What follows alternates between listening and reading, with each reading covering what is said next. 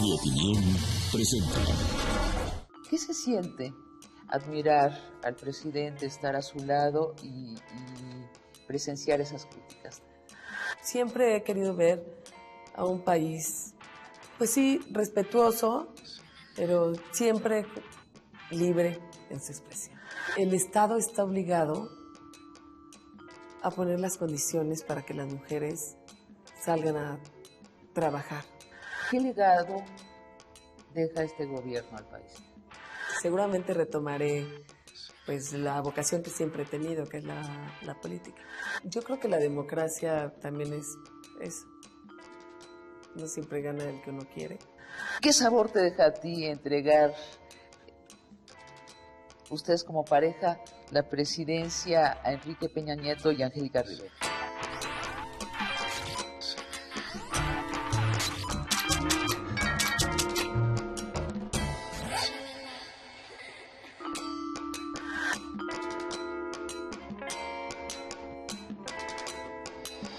Margarita, Felipe Calderón y tú han sido pareja amorosa, han caminado la vida como pareja amorosa y también como pareja política, han compartido la política.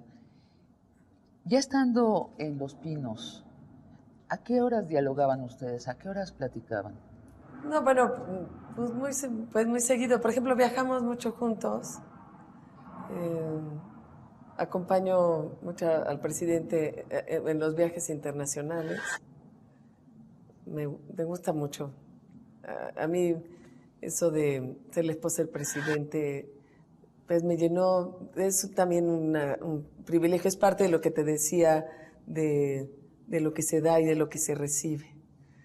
Entonces uno se puede burlarse un poco de que si no hay sueldo y que si no hay esto. Si no tiene sueldo, ¿verdad? Pero lo que uno recibe es muchísimo, es impagable. Entonces hay parte de la propia pareja que pues la misma dinámica lo permite. Vaya, cuando viajamos y bueno, pues dormimos juntos y Ajá. sí, bueno, y estamos juntos y entonces no, esa parte la hemos alimentado bien.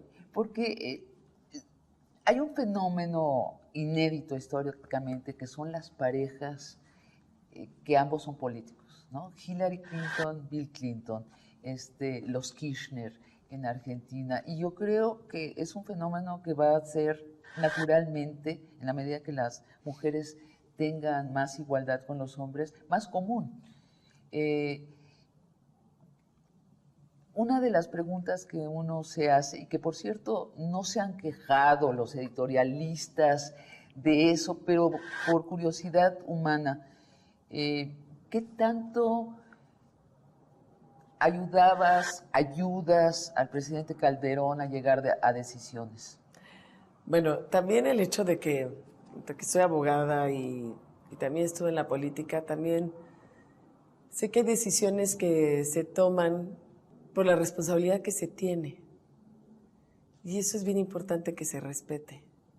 Quien tiene una responsabilidad sí tiene una manera de ver las cosas distintas y eso es bien importante que se respete. Y yo le he respetado. Además confío mucho en Felipe. Es una persona inteligente, entregada, con un gran talento. No creo que... Es decir, mi compañía nunca fue, ni creo que sea el papel de alguien de meterse en la toma de decisiones. Entonces, por un lado, porque yo también conozco la política y sé que esas decisiones se toman así y son importantes que se toman con quien se deben de tomar. Para eso hay un staff, para eso del cual es responsable, para eso hay un gabinete del cual es responsable. Y sí se genera un desorden si de pronto una decisión de una secretaría se cambia porque ¿qué pasó? ¿No? Que en la tarde hubo una plática. Entonces yo creo que ese es importante. A mí haber estado en cargos políticos sí me ayuda mucho. También fue Felipe muy respetuoso de mis decisiones cuando yo era diputada. No era alguien que me dijera, oye, ¿no? Haz esto, haz aquello. No, claro que no. Y algunas veces, entonces esa parte de respeto siempre lo ha habido. Y también es más sencillo cuando admiras a la persona, ¿no? Dices, bueno, Él es, digamos, me parece que eso es importante en todos los términos. Y yo creo que también el estar en la política, los dos en la política, también sabe uno que hay determinadas cosas de prudencia que son mucho más sanas para el país, para un país que necesita pues ese, digamos, trabajo ordenado, democrático, y que, pues bueno, yo pensé que era así lo mejor. Tú te autolimitaste. Por ejemplo, yo nunca entré a una reunión de decisión sobre, bueno, ¿por qué? Yo no soy funcionaria, y yo creo que eso es importante hasta por respeto a quienes tienen los cargos, ¿no? Por respeto a su responsabilidad entonces, Pero necesariamente, bueno, necesariamente no, pero en el caso de ustedes se siente solo natural que te haya consultado, que te consulte a menudo. no, el responsable, es una persona responsable y la verdad, muy, muy bien. Yo creo que eso es importante respetarlo siempre. Pero bueno, por supuesto vamos marchando, sabe perfectamente cómo pienso, sé lo que él piensa. Margarita, por el No otro sé. lado, una de el presidente Obama decía que con el trabajo de ser presidente viene el recibir la crítica, decía, y que digan cosas tremendas sobre mí.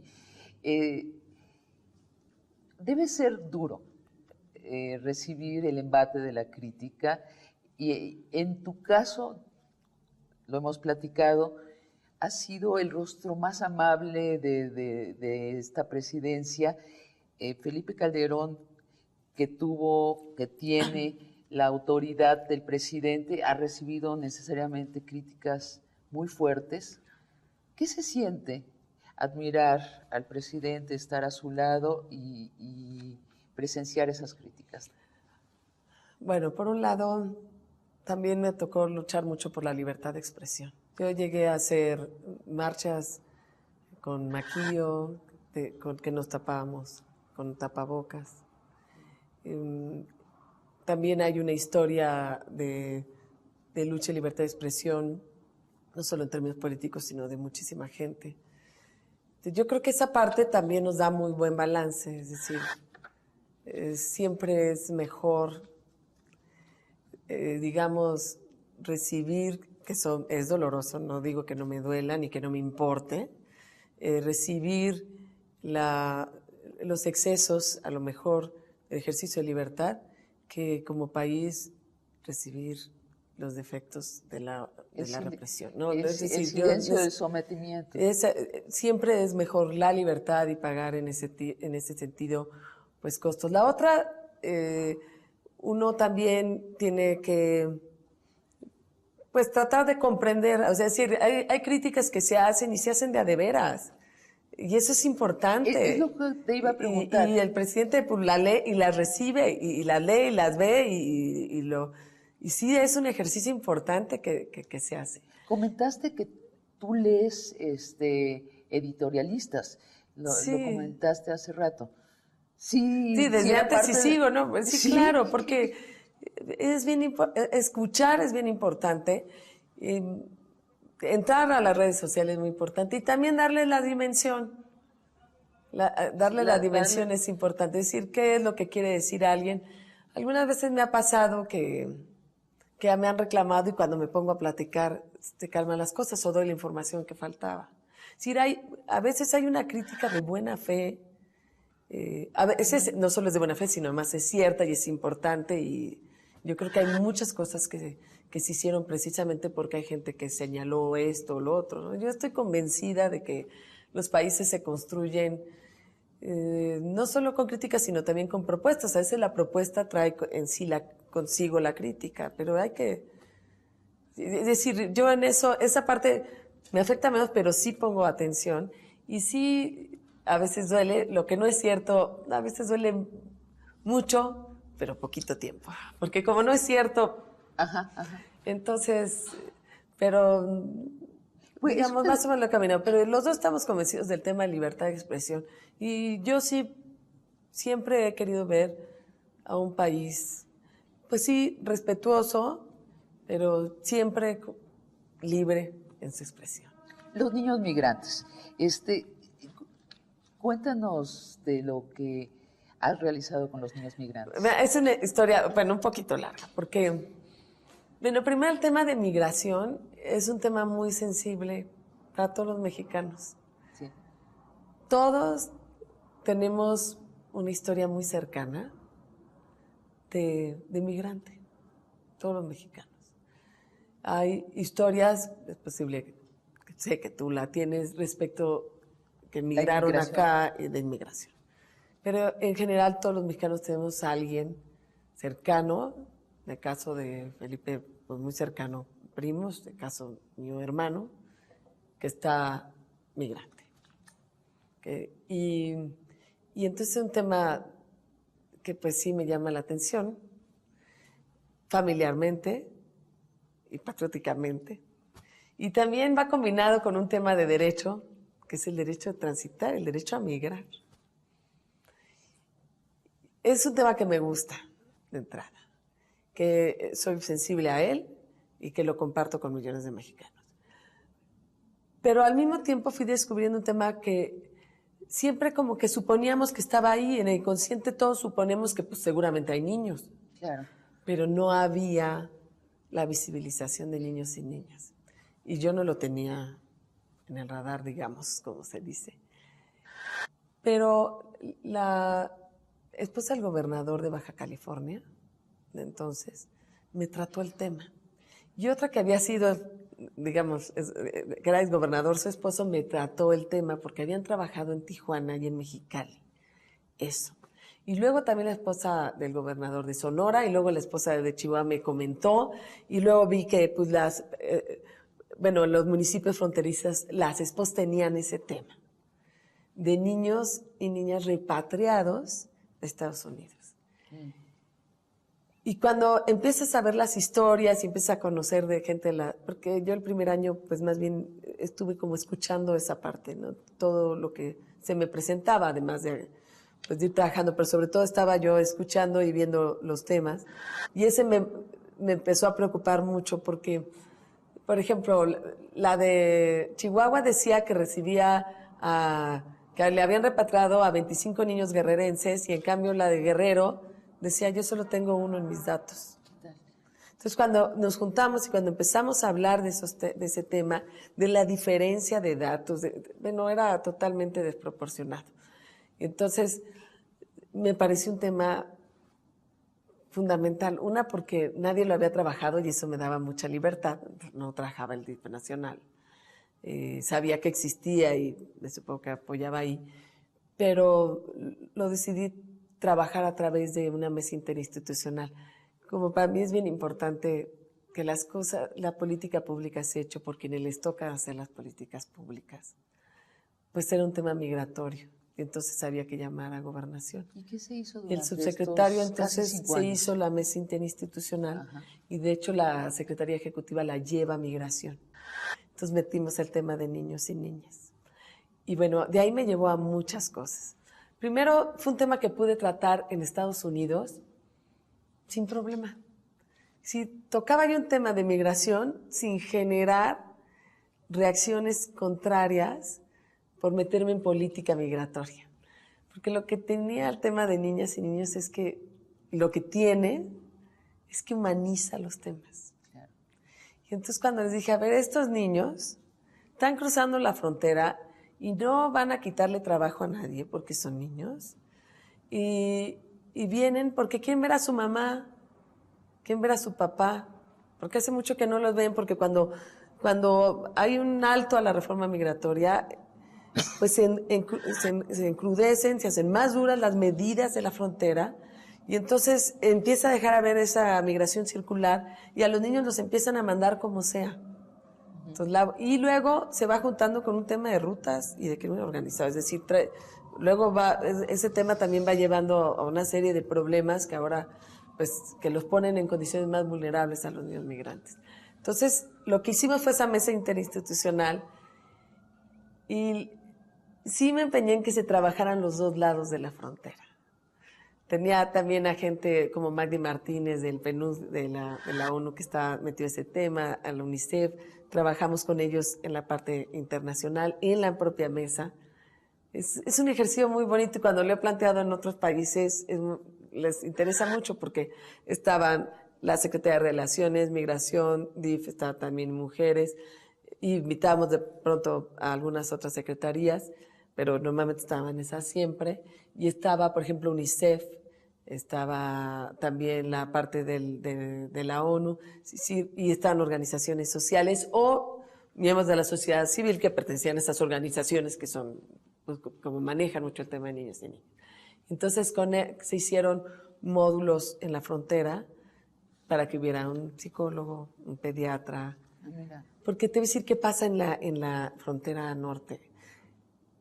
Como es que después a pesar de que hay protocolos locales, la verdad es que no los sigue, porque quienes creo que indebidamente están a cargo de ellos es la patrulla fronteriza, cuando debería estar otra institución, incluso por leyes, que eso ya lo vio otra organización internacional que la llamamos y que trabajó en eso y dice, están equivocados, este tema lo debería estar viendo otro órgano, la Homeland Security, pero no la patrulla. Entonces, ¿Se crearon los módulos? Sí, se crearon los módulos y es que muchas veces los voltean y dicen, córrele a la línea. Entonces el niño no sabe si llegó a Estados Unidos, no sabe si lo está corriendo, llegaban a veces arañados y lo que empezamos a hacer es, bueno, por lo menos hacer gestiones para que allá sea de otra manera y por lo menos que aquí ya sea el regreso pues, más feliz. Es decir, que llegue a su casa, a su hogar. Que llegue hasta su casa. Y que llegue hasta su casa. Y entonces va caminando, yo creo que va caminando bien, por lo menos los números ya están coincidiendo, los de un consulado, los de un estado y los del estado de origen. Se hicieron oficiales protectores de la infancia, que hoy ya se están dando cursos en Honduras, en Salvador, para saber qué preguntarle a un niño. Porque viene solo. ¿Cómo sacarle bien su nombre? Saber que se trata de un niño que le dijeron que dijera que se llamaba Pedro en lugar de Juan. Todas estas cosas que alguien sepa cómo tratar al niño. Estamos hablando de cientos de miles de niños, ¿cierto? Sí. Por ejemplo, hasta ahorita yo creo que repatriados tenemos unos 11,000. 11,000. Repatriados más unos 3,000 en el sur. Ahora, digamos, seguramente depende mucho de los funcionarios, muchas veces algunos módulos funcionan muy bien, otros seguramente menos. Es decir, si nosotros le empezamos, pero digamos, a buscar, habrá unos muy, muy buenos y otros depende mucho de la vocación de servicio también que se tenga. Pero realmente los hemos cuidado. Y luego también hicimos para el tránsito del sur. De los que vienen. Que la repatriación sea más amable, he podido hablar. Y por eso los cursos también se empezaron a dar allá. Margarita, pasando al tema de las estancias infantiles, que fue un tema que elegiste desde el 2006, ¿por qué las estancias infantiles te parecieron importantes? Bueno, ahí voy a hacer una precisión. Es un tema que no me tocó elegir, o sea, no lo elegí. ¿No? En realidad yo sí estaba convencida, incluso en la propia campaña lo decía, pero sí era un tema de política pública muy claro. Y entonces ese lo lleva a Sede Sol y DIF, que tiene su propio titular y sus propias obligaciones, presupuestos y todo, porque no hay presidenta de patronato de DIF como lo hay en los estados, sino es un consejo consultivo. Y ese tema sí lo maneja Sede Sol. Porque he estado muchas veces en los eventos de estancias infantiles, porque yo sí creo que el Estado está obligado a poner las condiciones para que las mujeres salgan a trabajar. Y esa es una de las condiciones. Y aprovechando una realidad, las mujeres mexicanas cuidan a otros niños de otras mujeres mexicanas. Esa es una realidad. Sales corriendo, se lo dejas a la puerta de al lado. La tía siempre acaba teniendo a 6 niños, a 7, a 8. Hay una que siempre se queda en su casa y entonces todo el vecindario se los lleva. Y lo que se hizo, que me parece muy atinado, es como pues formalizar algo que se daba ya en sí. Y que Algunas veces, cuando una mujer tiene la desesperación de que si no llega al trabajo la corren, y es de lo que vive, porque estamos hablando de 4 millones de familias encabezadas por mujeres. Sí. Entonces, si una mujer la corren porque no llega al trabajo, de verdad toma al niño y a la primera persona que lo encuentra se lo deja.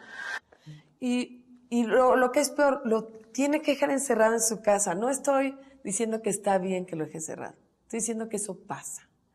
Y lo estoy explicando el por qué pasa. Entonces, siempre es mejor poner una condición. No le puedes decir, como estoy convencida que las mujeres tienen que salir a trabajar, no le puedes decir, salgan a trabajar y háganle como puedan. Entonces, las estancias infantiles vienen a apoyar en eso, a través de un trabajo que las mismas mujeres mexicanas lo hacían. ¿Qué permitió? Es decir, que ya son estancias infantiles donde muchas mujeres se fueron capacitando cada vez más, y al final hay muchas mujeres, por ejemplo, en Sinacantán, porque además una estancia infantil de Sinacantán pues es muy distinta a la de Tacubaya. Es importante igual respetar ritmos y muchas cosas. Pero, por ejemplo, la de Sinacantán, hay unas estancias infantiles, ella estudió pedagogía y es una estancia infantil muy buena.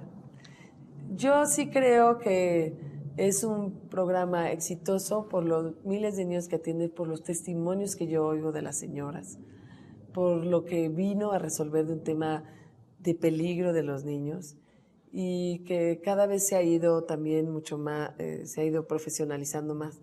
Y era un tema importante que lo trabajara una Secretaría de Estado. ¿Cuántas estancias se crearon? Bueno, estamos ya hablando cerca de 10,000, ¿no? Pero sí son muchísimas, y más ya han pasado como 1,000,000 de niños, porque 1,000,000 de niños, sí, wow. sí está hasta los 4 años, ¿no? Precisamente por eso el incendio de la guardería ABC en Hermosillo debió impactarte a ti, me imagino. No, bueno, por supuesto. Sí. Viajaste a supervisar el tratamiento de los niños, hablaste con los padres y las madres que perdieron a sus hijos en ese incendio. Yo te quería preguntar algo. Yo personalmente me sentí muy insatisfecha con lo que pasó a nivel de justicia en este país, que la Suprema Corte de Justicia no señaló ya no a un culpable, sino ni a un solo responsable. ¿Cuál es tu sabor, además como abogada, de lo que sucedió en ese momento? La Corte lo que se refería era era como que un tema mucho más allá de tema de acción penal, ¿no? Pero sí hay una parte de justicia local en la que es importante que todos también aprendamos a mirar qué le toca al Poder Judicial. Y eso es fundamental. Como que a veces nos ha tocado trabajar mucho más como país a seguir, a revisar lo que hace un ejecutivo, una administración pública. Una parte es lo más cercano, pero la parte del Poder Judicial es fundamental, y de las leyes. Entonces hay un tema local que no se vio así. Yo lo que hice especialmente fue trabajar con papás y mamás, y la verdad no llevé a medios.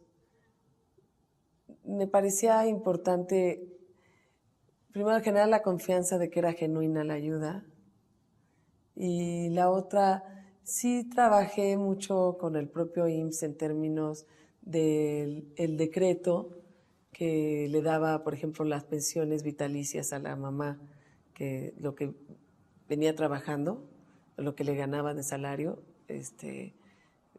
se le sigue pagando, por ejemplo, y es una pensión vitalicia que quedara seguro para que cualquier cambio de administración no tuvieran esa inseguridad de que no se les fuera a pagar las pensiones, el tratamiento de los niños lesionados, el ver dónde los están tratando, cómo los están tratando. Y sigo más cercano de lo que muchas se imaginan, de que mucha gente se imagina a papás y a mamás.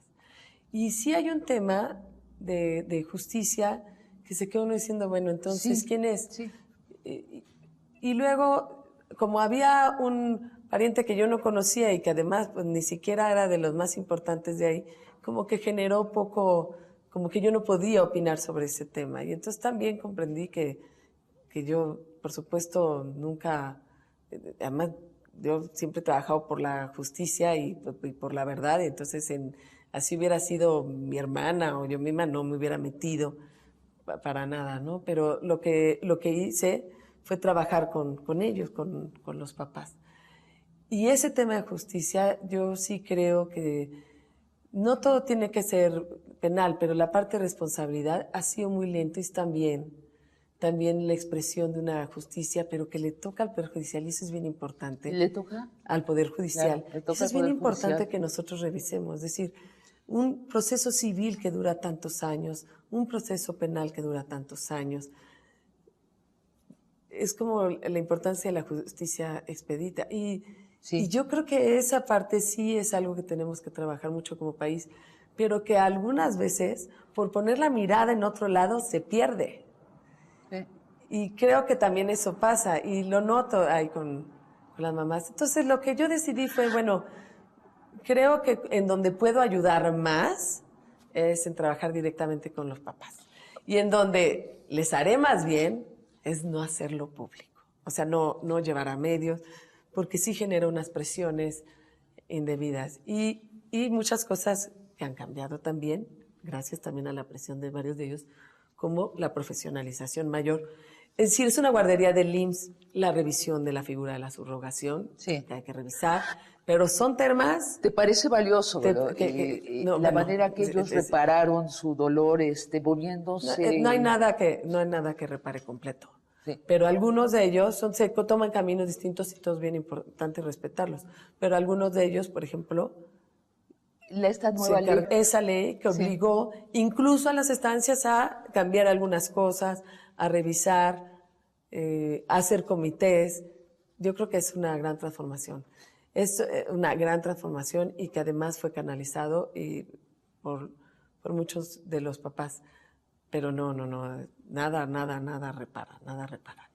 Margarita, hablemos de la muerte de 18 jóvenes en Villa del Salvalcar, ¿no? El presidente y tú van a hablar con los padres de los niños, de los jóvenes que fueron asesinados, y en cierto momento una de las madres se levanta y le reclama al presidente y le dice: usted no es mi amigo, yo quiero justicia. Y tú abrazas a esta mujer. ¿Cómo sucedió esto? ¿De dónde te nació ese abrazo como respuesta al reclamo? Pues de que yo creo que en prima pues soy mamá. Luego también cuando nosotros fuimos en la mañana, porque además así lo pidieron los papás sin medios, hablar con ellos. No voy a dar los nombres porque siempre prefiero respetar la privacidad de ella, pero ella, la señora que reclama, se le murieron sus 2 hijos. Sí. Y bueno, pues eso de entrada uno tiene que entender, no puede ni medianamente molestarse. Murieron sus 2 hijos, los mataron unos criminales, los mataron, que si confusión, lo que sea, los mataron. Y los mataron muy fuerte y se murieron los 2. Entonces, para ella no puede haber nada más que empatía, comprensión y bueno, y además el reclamo es qué pasa, ¿no? Es decir, está totalmente, no solo en su derecho, sino es totalmente comprensible, incluso como lo reclama. Ella no fue a la junta de la mañana. Siempre hay quienes te aconsejan y bueno, pero eso no importa porque entonces estuvimos en la mañana y también yo había generado mucha empatía. Algunos de ellos eran jugadores de fútbol americano y a mí el fútbol americano me gusta mucho. Entonces cuando supe que eran de fútbol americano, yo creo que los deportes en equipo forman mucho a los chavos. Entonces sí sabía que se trataban de chavos buenos, o sea, que sabían hacer equipo, que eran disciplinados en un deporte fuerte, que como yo conocí al americano, pues sé lo que se vive ahí. Y entonces ahí yo pregunté incluso qué posición jugaban. Entonces realmente empecé a conocer no todos eran del fútbol americano, sino unos eran del Cebetis y otros estaban ahí porque las fiestas se hacen así, de repente llegan más chavos y punto, ¿no? Entonces, yo sabía que faltaba una señora, faltaba la mamá, porque cuando revisamos la lista, sí busqué quién era la que había perdido, La que había sus perdido dos hijos, sí. Entonces me dijeron, no está. Me comentaron algo de ella. Y entonces cuando ella aparece en la parte pública, pues inmediatamente sé de quién se trata, ¿no? Y ahora, yo no la abracé enfrente de todo el mundo. Caminó ella y me fui a abrazarla. No soy de espectáculo en especial, ¿no? Y es un dolor tan genuino, o sea, es un dolor tan fuerte, pues, el que ellos, los padres, traían. Ahora, la mayor parte de esos papás han trabajado. Es decir, Juárez también ahí recibió una serie de transformación de propio Juárez, de lo que es y debe ser una comunidad como esa, que es muy valiente, maravillosa. La verdad, el trabajo de los papás se hizo, Todos Somos Juárez, etcétera. Y sí he visto como muchos papás han hecho felices a tantos jóvenes de la edad que tuvieran sus hijos. Es de las cosas más conmovedoras que me han pasado y que las tengo totalmente de corazón y de un valor las mamás, los papás, los hermanos. ¿Qué le dirías a los deudos de las personas que han muerto en esta guerra? Bueno, yo he trabajado mucho con las víctimas de la violencia. La mayor parte de ellas, Sabina, tienen muy claro que son víctimas de criminales. Eso, descanso yo mucho en eso. Veo a papás y a mamás que saben que es víctima de algo que ya estaba violento, ¿no? Entonces hay una parte que he podido tratar y que les parece claro. Por ejemplo, también la mayor parte de ellas sí decía de la importancia de enfrentar a los criminales. Entonces, yo lo que he tratado de hacer y el propio presidente, es cómo hago el camino más llevadero. Es decir, no tengo modo de restituirle. Tengo papás, además de funcionarios públicos extraordinarios, de ministerios públicos, de soldados, de marinos, o de fuego cruzado. Y no hay nada que les pueda restituir. Pero lo que sí creo que es importante como sociedad, incluso como Estado, y por eso es importante la institución de la Procuraduría, la de Províctimas, la Procuraduría para evitar la violencia, que la encabeza más una extraordinaria abogada. Esa es una parte institucional. La parte es cómo hacemos más fácil el camino. Porque hay muchas cosas que no tomamos en cuenta. Por ejemplo, una víctima de secuestro, que mutilan. Tiene muy claro que es un tema de criminales, pero eso es una parte penal. Pero alrededor hay muchas cosas. Trabajos que se dejaron, empleos que se perdieron, si hubo pago, pues dinero que se debe, una serie de procesos psicológicos que se tienen que cambiar para poder ir a trabajar tranquilamente, para poder llevar una vida familiar. Entonces, por eso acompaño mucho también el tema de províctimas y sí he trabajado mucho el tema de víctimas. Es difícil encontrar palabras de consuelo, pero la sensación de cuentas conmigo es lo más que he podido dar, y las víctimas han sido muy generosas conmigo y con el presidente. Margarita, te pregunto como esposa del presidente, pero también como panista, como política, como abogada, ¿qué legado deja este gobierno al país? Mira, yo te voy a contar una anécdota. Cuando fui a visitar a un amigo que estaba en Estados Unidos en el hospital, fui al consulado Y ahí cuando yo entré, bajaba uno que venía a ver unos papeles. Y era un migrante y me dijo, oiga señora, yo no sé si usted lo ve, pero yo que lo veo desde acá, he visto cómo ha crecido México. Y entonces sí me quedé diciendo, bueno, me quedé con eso porque muchas gracias y fue un honor y le regalé un pin que traía de la bandera de México y se lo di. Y en ese entré y estaba toda una sala de espera con migrantes.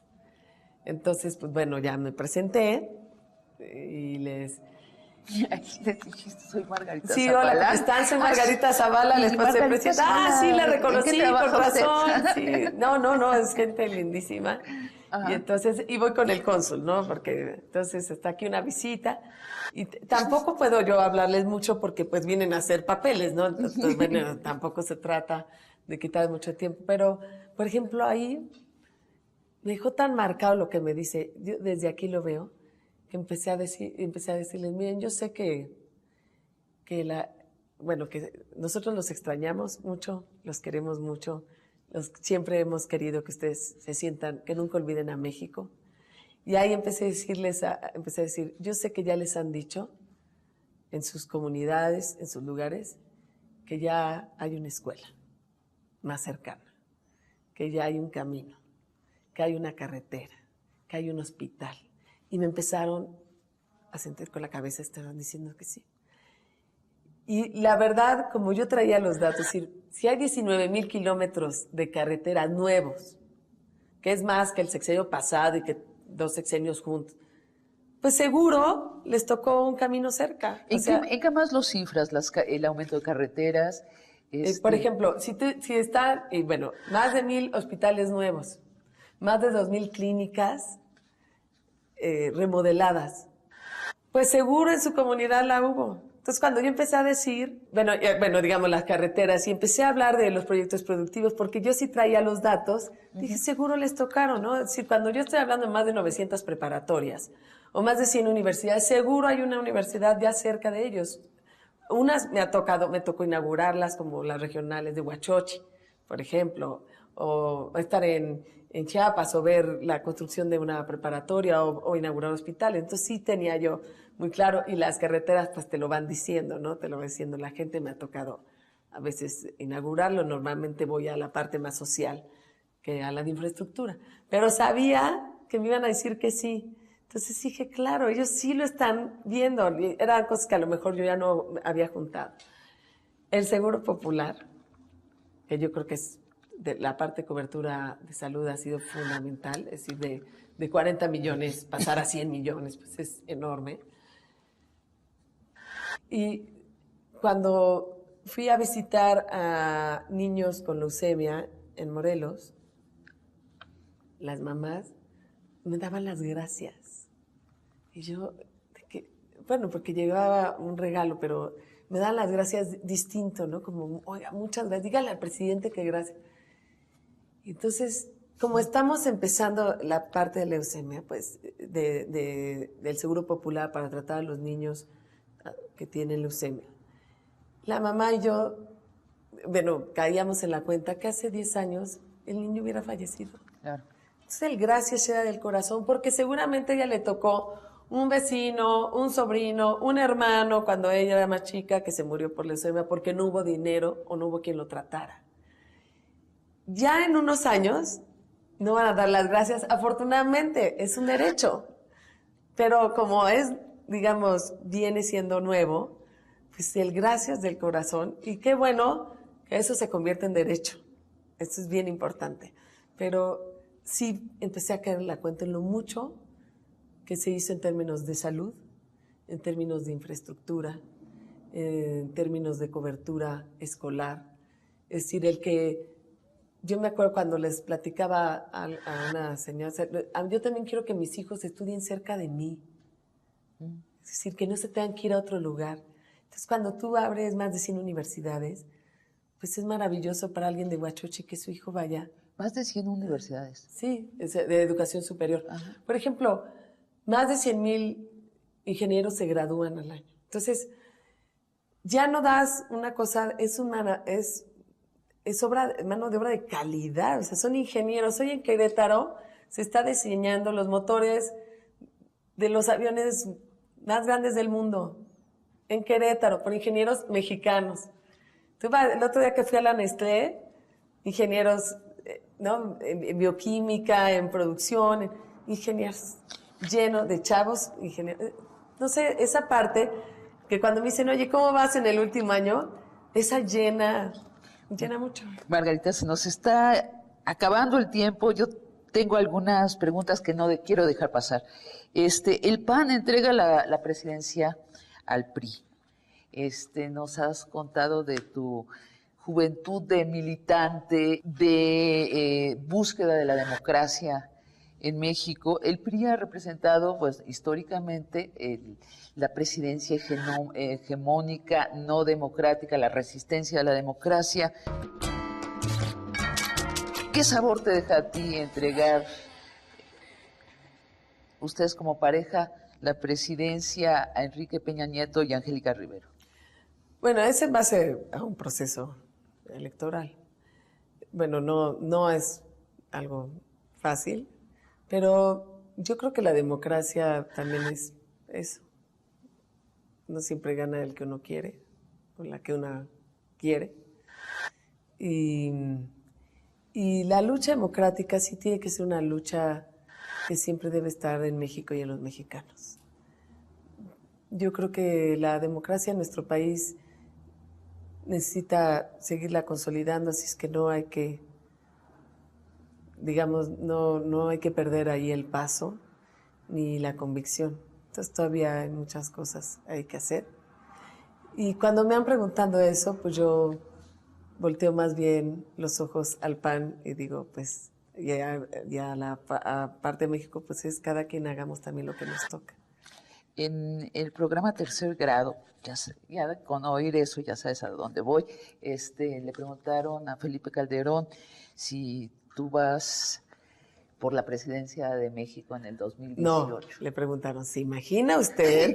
Y entonces él hizo el ejercicio de imaginación. Como dijo, consorte de la presidenta de México. Y dijo que sí se imaginaba, dijo que se imaginaba apoyándote en ese... En cualquier cargo, sí.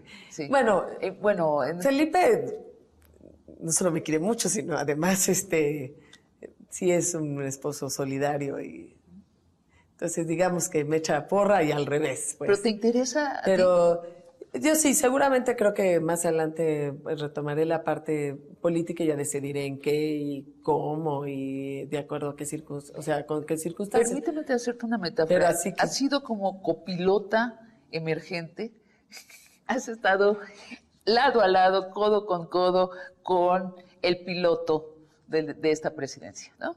De alguna manera es lo mismo que miraban los americanos que estimaban mucho la candidatura de Hillary Clinton o los argentinos que estimaban la candidatura de Cristina Kirchner. Pues estas mujeres han tenido toda una educación para ser presidentas. ¿Tú consideras que eso es cierto? Bueno, yo sí creo que tengo una vocación política además, pues, y me gusta y estoy convencida de la importancia de la política, de lo que genera, de que genera bien común. Soy menos de plantearme cargos, pero también yo soy, digamos, esto termina, tengo que terminar, luego, como muchas veces lo he dicho, luego nos tenemos que dar un abrazo otra vez toda la familia y trabajar, tomar las distancias y seguramente retomaré pues la vocación que siempre he tenido, que es la política. Pero que a mí me digan que, oye, qué cargo y demás, no, pues ahora sí que espérenme tantito. También creo que la política no es un tema de cargos nada más. Al contrario, es un tema de convicciones, de trabajo, de diálogo, de construcción. Pero no descartas la posibilidad en un futuro. No, de hacer mi vida política y retomarla, no descarto. De ser candidata de cargos a la presidencia. Y eso, pues serán, soy un poco de cargos, entonces no, me gusta mucho la parte de Congreso, me gusta mucho la parte de Acción Nacional, me encanta el país, así es que, y yo creo que es importante no plantearse los cargos, la verdad. Margarita, pues muchas gracias por recibirnos acá en Los Pinos. Al contrario, Sabina, muchísimas gracias, además te admiro mucho, te leo mucho. Muy Así que muchas gracias. Barra de Opinión presentó